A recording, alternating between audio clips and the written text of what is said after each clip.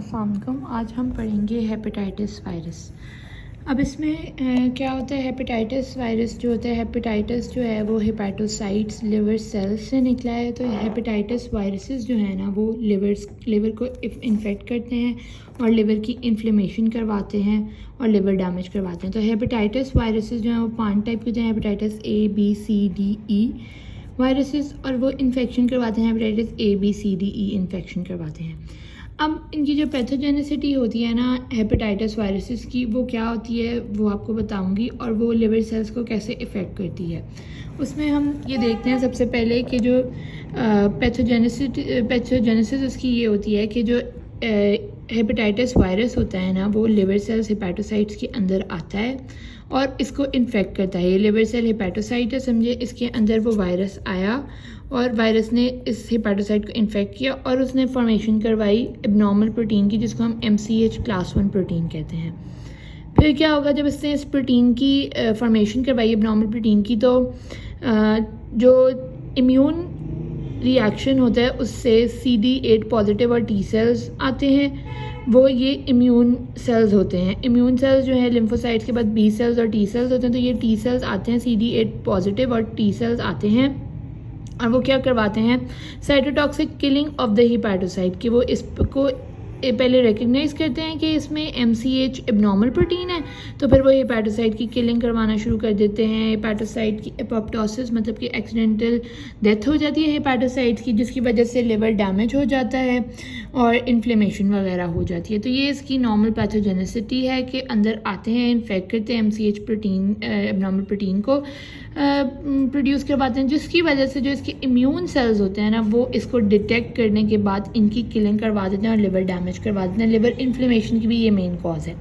अब जब liver damage होता है, हेपेटोसाइट डैमेज होता है, तो लिवर के अंदर कुछ एंजाइम होती हैं, AST ALT, वो इंक्रीज हो जाती हैं ब्लड में। जो लिवर फंक्शन टेस्ट जब करवाते हैं तो उसमें ये एंजाइम्स एलिवेट क्यों होती हैं, इसी वजह से हेपेटाइटिस में ये एलिवेट होती हैं, क्योंकि लिवर डैमेज हुआ होता है। अब एक मेन कॉज है कि हेपेटाइटिस के साथ साथ ना जॉन्डिस भी होता है, तो वो उसका मैकेनिज़्म क्या है। जॉन्डिस पे हेपेटाइटिस कैसे होता है, वो इस तरह होता है कि जो बाइल डक्ट्यूल है ना उसके अंदर कॉन्जुगेटेड बिलीरुबिन होता है और हेपेटोसाइट्स जो है ना उसकी वॉल को बना रहे होते हैं। तो जब हेपेटोसाइट्स की किलिंग हो जाती है, जब हेपेटोसाइट्स की किलिंग हो जाती है पैथोजेनिसिटी से, तो क्या होता है, कॉन्जुगेटेड बिलीरुबिन भी ब्लड में आना शुरू हो जाता है। और लिवर में क्या होता है, लिवर डैमेज भी हुआ होता है, तो लिवर अनकॉन्जुगेटेड बिलीरुबिन को कॉन्जुगेटेड बिलीरुबिन में कन्वर्ट भी नहीं करवा सकता, जो कि नॉर्मल फंक्शन है लिवर का, वो भी नहीं हो सकता। तो यहाँ बाइल डक्ट्यूल से कॉन्जुगेटेड बिलीरुबिन और लिवर से अनकॉन्जुगेटेड बिलीरुबिन, ये दोनों आ जाते हैं ब्लड में, जिसकी वजह से क्या होता है, ब्लड में भी इफ़ेक्ट आना शुरू हो जाता है बिलीरुबिन का, ठीक है। और तो और यूरिन में भी। तो यूरिन में क्या होता है, जो सॉल्युबल कॉन्जुगेटेड बिलीरुबिन है ना वो किडनी से यूरिन में चली जाती है, जिसकी वजह से यूरिन का जो कलर हो जाता है वो येलोइश पेल कलर का हो जाता है, डार्क कलर हो जाता है यूरिन। और जो यूरिन में जो है ना यूरोबिलिनोजिन भी चली जाती है, ठीक है। यूरोबिलिनोजिन भी जो है वो यूरिन में चली जाती है। वो कैसे जाती है, जो है ना हमारे पास GIT ट्रैक, गट जो है इंटेस्टाइन, उसमें बाइल कन्वर्ट होती है यूरोबिलिनोजिन बाय सम माइक्रोब्स, और फिर ये यूरोबिलिनोजिन वापस लिवर के पास जाके ना बाइल या बिलीरुबिन में कन्वर्ट होती है नॉर्मली, ताकि कोई इन्फेक्शन ना हो। लेकिन जब हमारे पास लिवर डैमेज होगा, हेपेटोसाइट्स डैमेज होंगे, तो ये यूरोबिलिनोजिन बिलीरुबिन या बाइल में कन्वर्ट नहीं हो पाएगी, वो किडनी में आएगी और किडनी से फिर वो यूरिन में एक्सक्रीट हो जाएगी यूरोबिलिनोजिन। तो ये हमारे पास है जॉन्डिस का मैकेनिज्म बाय हेपेटाइटिस। ये हमने पहले देख ली थी पैथोजेनिसिटी हेपेटाइटिस की, अब हमने देख ली थी जॉन्डिस। अब हम हर हेपेटाइटिस, 5 हेपेटाइटिस वायरस को अलग अलग पढ़ेंगे, hepatitis A B C D E। हम कहते हैं जो हेपेटाइटिस A और E वायरस है ना, ये नॉन एनवेलप्ड RNA वायरसेस हैं। इसका क्या मतलब, नॉन एनवेलप्ड या नेकेड का मतलब कि इनके ऊपर एक लिपिड कोट होता है जो कि नॉन एनवेलप्ड के ऊपर प्रेजेंट नहीं होता, एनवेलप्ड के ऊपर प्रेजेंट होता है। तो हेपेटाइटिस A और E जो है ना वो नॉन एनवेलप्ड RNA वायरस हैं, जबकि हेपेटाइटिस B जो है ना वो एनवेलप्ड DNA वायरस है, जबकि जो हेपेटाइटिस C और D बचे ना वो एनवेलप्ड RNA वायरस है। सिर्फ हेपेटाइटिस B जो है वो DNA है, बाकी ये चारों RNA, जिनमें से 2 नॉन एनवेलप्ड हैं और 2 एनवेलप्ड हैं। अब हम हेपेटाइटिस ए वायरस से स्टार्ट करते हैं। तो हेपेटाइटिस ए वायरस जो है वो एक्यूट इन्फेक्शन करवाता है। इसकी फैमिली जो है पिकॉर्ना वायरस फैमिली से ये निकला हुआ है, ठीक है, जिससे आई गेस पोलियो वायरस भी होते हैं, इसी फैमिली से बिलोंग करते हैं। तो पिकॉर्ना वायरस से हेपेटाइटिस ए वायरस है। इसकी इंपॉर्टेंट प्रॉपर्टीज़ क्या हैं? एक तो हमने देख लिया नेकेड होता है, जैसे हमने पहले बताया। फिर हमने बताया सिंगल स्ट्रैंडेड आरएनए होता है, ठीक है। फिर हमने इसमें कोई पॉलीमरेज नहीं होता। ये इकोसाहेड्रल सिमेट्री होती है इसकी। ये मल्टीप्लाई करता है साइटोप्लाज्म में और ये लीनियर होता है। अब इसकी मोड ऑफ ट्रांसमिशन क्या है? Faeco oral route. अच्छा, ए और ई की mode of transmission faeco oral route है, जबकि सी डी बी की ट्रांसमिशन क्या है?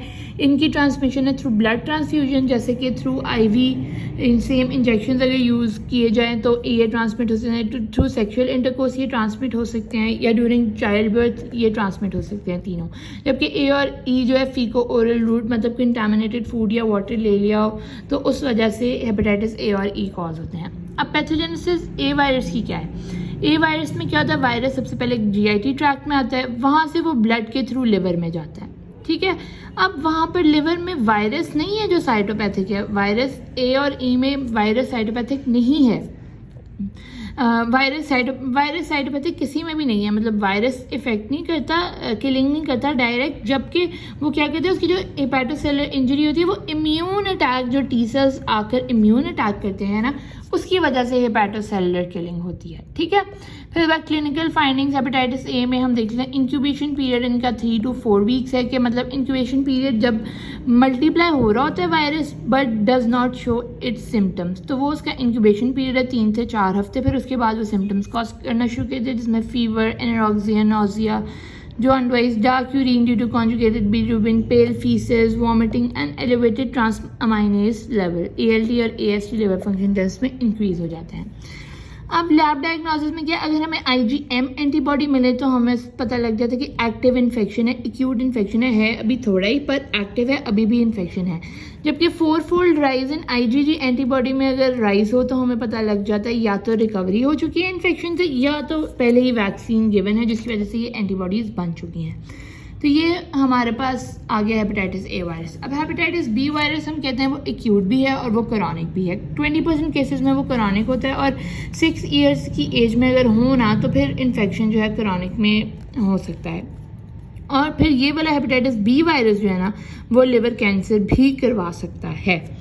अब हमने देखना है इसकी वायरस फैमिली हेपेडेना वायरस है। ये हमने पहले ही बोला था, बाकी सारे आरएनए हैं, 2 AE आरएनए नॉन इनवैलिड है और CD आरएनए इनवैलिड है, जबकि B जो है वो DNA है। ये सर्कुलर है, वो सारे जो है रेप्लिकेट हो रहे थे इन साइटोप्लाज्म, ये रेप्लिकेट हो रहा होगा न्यूक्लियस में, और DNA पॉलीमरेज इसमें वायरियन में है, जबकि इनमें पॉलीमरेज नहीं है। 3 चीज़ें और है हेपेटाइटिस बी वायरस में जो इंपॉर्टेंट है। एक है उसके बाद हेपेटाइटिस बी सरफेस एंटीजन, जो कि सरफेस ऑफ द बैक्टीरिया में पाया जाता है। हेपेटाइटिस बी सरफेस एंटीजन जो कि बैक्टीरिया की बिल्कुल सरफेस पे प्रेजेंट होता है। फिर हेपेटाइटिस बी कोर एंटीजन, जो कि कोर ऑफ द बैक्टीरिया नहीं वायरस, हेपेटाइटिस सरफेस एंटीजन जो है वो सरफेस ऑफ द वायरस पे पाया जाता है। जबकि हेपेटाइटिस सी एंटीजन जो हेपेटाइटिस कोर एंटीजन वो कोर ऑफ द वायरस पे पाया जाता है। फिर एक प्रेजेंट होता है hepatitis E antigen. Hepatitis E antigen जो होता है वो हमें बताता है कि इन्फेक्शन जो है अभी एक्टिव है, एक्यूट है और रेप्लिकेट कर रहा है, मतलब ट्रांसमिशन हो सकती है इन्फेक्शन की। तो ये यूज़ होता है इन दी ट्रांसमिसिबिलिटी, हमें बताता है। अब जो हेपेटाइटिस बी सरफेस एंटीजन है ना, वो बैक्टीरिया की वायरस की सरफेस के ऊपर प्रेजेंट होता है और ये ही सुपर विलेन होता है। इसके अगेंस्ट काम करती हैं hepatitis B surface antibody IgG antibodies इसके ऊपर काम करती हैं, ठीक है, और इसको तोड़ने, मतलब कि इसको इसके अगेंस्ट काम करती हैं। अगर इसके अगेंस्ट काम करके जीत जाएँ तो इन्फेक्शन आगे क्रॉनिक नहीं होता है हेपेटाइटिस जो है। पर अगर ये ना जीतें और सुपर विलेन खुद सरफेस एंटीजन जीत जाए तो इन्फेक्शन वायरस। और जो इसके अंदर जो कोर होता है ना, उसके अंदर surface hepatitis B core antigen होती हैं। इनके अगेंस्ट जो है वो इसकी फैक्ट्री होती हैं कि इसकी हेल्प कर रही होती हैं इस सुपर विलन की। तो IgG सुपर हीरो है, एज ए सुपर हीरो। जबकि जो ये है ना कोर एंटीजन इनकी मदद कर रही होती है, इनकी फैक्ट्री होती है। तो उनके अगेंस्ट होता है IgM मतलब कि पुलिसमैन वगैरह हैं जो इनके अगेंस्ट काम करते हैं कोर एंटीजन के। आईजीएम कोर एंटीजन के और आईजीजी सुपर हीरो है तो सुपर विलन है तो सुपर हीरोज़ के अगेंस्ट काम करेगा आईजीजी, जबकि जो कोर एंटीजन है उसके अगेंस्ट काम करेगी पुलिस टाइप तो आईजीएम समझ लो। ठीक है, तो ये इसका थोड़ा सा है। ये 3 एंटीजन इसमें ये इंपॉर्टेंट होती हैं जो कि हमें इन्फेक्शन का भी पता लगने में, ये हम इसकी एंटीबॉडीज और एंटीजन हमें ये भी पता लगाते हैं कि ये क्रोनिक इन्फेक्शन है, एक्यूट इन्फेक्शन है, ये विंडो फेज़ में है या फिर ये जो है कंप्लीट रिकवरी हो चुकी है। अब विंडो फेज़ क्या होता है? विंडो फेज़ इसमें होता है कि जिसमें ना कोई एंटीजन अपेयर नहीं होती, ना तो सरफेस एंटीजन अपेयर होती है ना तो कोर एंटीजन अपेयर होती है, सिर्फ अपेयर होती है IgM antibodies which are against the core antigen, सिर्फ ये अपेयर होती है। तो विंडो फेज़ क्या होता है? From the period between the end of the detection of surface antigen till the beginning of the detection of surface antigen. ठीक है, फिर मोड ऑफ ट्रांसमिशन इसमें वही है सेक्सुअल इंटरकोर्स, ब्लड ट्रांसफ्यूजन और ड्यूरिंग बर्थ। अब इसकी पैथोजेनेसिस में क्या है? हेपेटोसेलुलर इंजरी वही जो है वो हेपेटोसेलुलर इंजरी कभी भी वायरस की वजह से नहीं होती है हेपेटाइटिस में, वो होती है due to cytotoxic CD8 T cells की वजह से होती है। ठीक है, फिर उसके बाद जो है नियोनेट्स में क्रॉनिक कैरियर स्टेट आ जाती है। वो क्यों आती है? ड्यू टू क्योंकि उसके अंदर पुअर साइटोटॉक्सिक टी सेल्स की एक्टिविटी होती है। अब chronic carrier state lead to hepatitis, cirrhosis और हेपेटोसेलुलर कार्सिनोमा। अब हेपेटोसेलुलर कार्सिनोमा में क्या होता है कि जो वायरस का डीएनए होता है ना, देखो ना हेपेटाइटिस बी में डीएनए था, तो जो वायरस का डीएनए होता है वो इंटीग्रेट हो जाता है हेपेटोसिटिक डीएनए में, हेपेटिक सेल्स के डीएनए में, और फिर वो क्या करवाता है? Formation of the synthesis of the HBx protein. अब यहाँ पर एंटीजन है, एंटीजन हमारे पास क्या है? यही surface antigen, core antigen, E antigen. इनके अगेंस्ट जब आईजीजी या आईजीएम एंटीबॉडीज होती हैं तो एंटीजन एंटीबॉडी कॉम्प्लेक्स बना देती हैं, जिसकी वजह से आर्थराइटिस हो जाती है, बोन डैमेज, रैश हो जाती है, ग्लोमेरुलोनेफ्राइटिस, किडनी डैमेज हो जाता है। इंक्यूबेशन पीरियड इसका जो है वो 10 to 12 वीक्स है। ये इसके अंदर 2 हेपेटाइटिस होते हैं, एक्यूट और क्रॉनिक। हमने पहले बता दिया ए के अंदर सिर्फ एक्यूट था, बी में दोनों है, एक्यूट और क्रॉनिक। तो एक्यूट में सेम अपीयरेंस होती है एज इन हेपेटाइटिस ए, जिसमें fever, anorexia, jaundice, dark urine, vomiting वगैरह, बट कुछ सवेयर होते हैं, उसके अंदर सीरम सिकनेस सिम्टम्स होते हैं, जैसे कि systemic diseases, rash, fever, arthritis वगैरह, मतलब सवेयर जॉइंट पेन्स ये होती हैं। जबकि जो क्रॉनिक हेपेटाइटिस बी होता है वो एसिम्टोमेटिक होता है, उसके अंदर neuropathy, glomerulonephritis, poly arthritis, nodosa वगैरह होता है। और लैब डायग्नोसिस इसका इलाइजा से, PCR से और इम्यूनोफ्लोरेसेंस ऐसे से हो सकता है। IgG antibodies against HBs, surface antigen, IgM antibodies against the core antigen. ठीक है, अब जो क्लिनिकल फाइंडिंग्स हैं इसमें ये इंपॉर्टेंट चीज़ हमने देखनी है थोड़ी सी, तो वो ये है कि अगर एक्यूट डिजीज़ है तो उसके अंदर सरफेस एंटीजन होगा, सरफेस एंटीबॉडी होगी या कोर एंटीबॉडी। तो अब हमने कहा एक्यूट डिजीज़ है, एक्यूट डिजीज़ एंटीजन तो होगा ही होगा। एक्यूट डिजीज़ में अब हमने कहा था कौन सी एंटीबॉडीज़ यूज़ होती हैं? IgM, तो सरफेस एंटीबॉडी नहीं होंगी, कोर एंटीबॉडीज़ होंगी। अब विंडो फेज है, विंडो फेज में हमने कहा था एंटीजन कोई भी प्रेजेंट नहीं होगा, तो ये प्रेजेंट है, एंटीबॉडी सिर्फ IgM होगी, तो फिर ये वाली सरफेस एंटीबॉडी नहीं होगी, जबकि कोर एंटीबॉडी पॉजिटिव होगी। अब कंप्लीट रिकवरी फेज है, रिकवरी फेज है तो उसमें एंटीजन नहीं होंगे, एंटीबॉडीज़ दोनों होंगी। क्रॉनिक कैरियर स्टेट है, क्रॉनिक कैरियर स्टेट में एंटीजन प्रेजेंट होगा और IgM एंटीबॉडीज़ प्रेजेंट होंगी, IgG एंटीबॉडीज़ जो है वो प्रेजेंट नहीं होंगी क्योंकि वो रिकवरी की तरफ ले जाती हैं। तो ये हो गया हमारे पास हेपेटाइटिस बी वायरस। तो ये टर्मिनोलॉजीज वही है जो मैं बता चुकी हूँ। अब हेपेटाइटिस सी वायरस में हमने देखना है वो वायरस फैमिली फ्लेवी वायरस से होती है, उसमें भी वही है, सेम जो है प्रॉपर्टीज़, सिर्फ बी की थोड़ी डिफरेंट है क्योंकि बी में DNA है और उसके अंदर पॉलीमरेज भी होता है, DNA पॉलीमरेज भी होता है और रेप्लिकेट न्यूक्लियस में करता है। इन बाकी सबकी सेम है, सिर्फ A और E में नॉन एनवेलप्ड RNA है और B और जो C और D है उसमें एनवेलप्ड RNA है। तो इसमें single standard RNA enveloped, no polymer, icosahedral symmetry, multiplies in cytoplasm और लीनियर वही हो गया। ट्रांसमिशन भी इसकी वही तीनों उससे होती है। फिर इसमें भी जो पैथोजेनेसिस है वो भी है साइटोटॉक्सिक T सेल से होती है, वायरस जो है साइटोपैथिक इफेक्ट नहीं करता और क्रॉनिक कैरियर स्टेट में चल जाते हैं which can lead to chronic hepatitis, hepatocellular carcinoma etcetera. ठीक है, अब हम देखते हैं कुछ क्लिनिकल फाइंडिंग्स जो हैं सी की। उसमें भी इंक्यूबेशन पीरियड जो है 8 वीक्स का होता है, उसमें एक्यूट और क्रॉनिक हेपेटाइटिस दोनों में हो, सी में भी हो जाता है। हेपेटाइटिस जो है ना वो ए और ई में सिर्फ एक्यूट होता है, बाकी बी और सी में क्रॉनिक और एक्यूट दोनों हो जाता है। एक्यूट हेपेटाइटिस इसका तो एसिम्प्टोमेटिक होता है हेपेटाइटिस सी, जबकि क्रॉनिक में लिवर साइरोसिस, हेपेटोसेलुलर कार्सिनोमा वगैरह बहुत डैमेज हो जाता है। इसके लिए भी फिर एलाइजा हम यूज़ कर सकते हैं, जो कि इसमें IgG प्रोटेक्टिव नहीं होती प्रोटीन। इसमें अगर एंटीबॉडी है ना हमारे पास HCV IgG एंटीबॉडी, तो वो प्रोटेक्टिव नहीं है। इसका मतलब ये नहीं है कि रिकवरी करिए, इसका मतलब है कि इसमें इन्फेक्शन है। अब एंटीबॉडी टू HCV अगर प्रेजेंट है, यही अगर IgG, और PCR टेस्ट में अगर HCV में RNA टेस्ट में अगर हमें वायरल RNA ब्लड में मिल जाए, इसमें हमने यही बताया ना ये इन्वेलप्ड RNA है, तो अगर हम वायरस का RNA हमें ब्लड में मिल जाए तो हमें पता लग जाएगा ये हेपेटाइटिस सी है।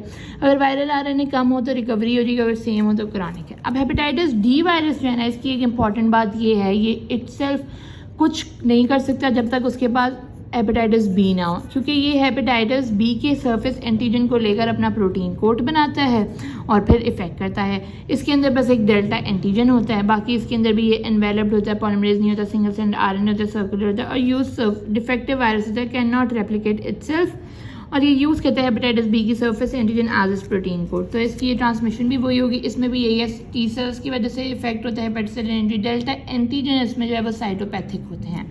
बाकी किसी में भी साइटोपैथिक वायरस नहीं था, जबकि उनके इम्यून अटैक्स थे, जबकि इसमें वायरस का जो डेल्टा एंटीजन है ना वो साइटोपैथिक होता है। ठीक है, infect cells which are already infected, और इसमें डेल्टा एंटीजन की डिटेक्शन हो जाए या फिर लैब डायग्नोसिस में IgM एंटीबॉडीज़ मिल जाए तो हमें पता लग जाता है कि ये इन्फेक्शन है। हेपेटाइटिस ई भी जो है वो एक्यूट इन्फेक्शन है, इसकी वैक्सीनेशन वगैरह नहीं होती है और प्रेग्नेंट वुमन के लिए बहुत ये जो है डेंजरस होता है। वायरस फैमिली में इसमें हीप वायरस आता है, इंपॉर्टेंट प्रॉपर्टीज में single strand RNA, linear polymerase, naked icosahedral और फिर वही फीकोल और डिटेक्शन ऑफ IgM एंटीबॉडी। तो ये हमारा हेपेटाइटिस कंप्लीट होता है।